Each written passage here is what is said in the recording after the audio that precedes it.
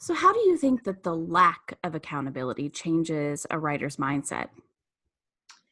Well, I mean, I think the most obvious is that when writers have no accountability, then the book just doesn't get done. I mean, something has to motivate that writer to tell that story. So for some people, they're simply compelled.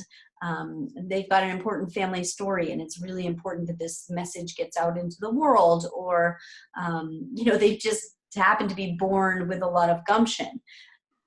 However, without the right kind of accountability, typically what we've seen, and you certainly have been witness to this, is we end up with people who finish novels, but then they never get published because they end up in fear. We've seen a lot of those kind of people in conversations that we've had with writers who have finished books but just never get to the next step. And still to this day, based on phone calls that you and I have had following up with these people, still not published to this day. So the lack of accountability and the lack of support. And we think of accountability, I'm going to go back to what you said about get those pages done.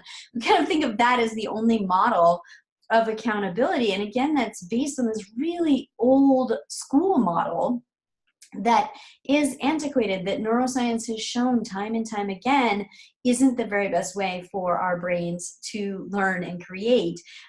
Yet we still have this paradigm of this is what it should look like.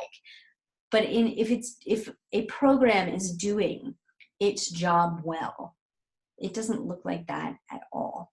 So we're really working to move forward into the next century, really taking into account how the brain creates best and to apply that so that writers can be successful. We don't want people to live their lives with unfinished novels, with untold stories. And certainly if publishing is their goal and living the author lifestyle is their goal, that's what we want to see them do.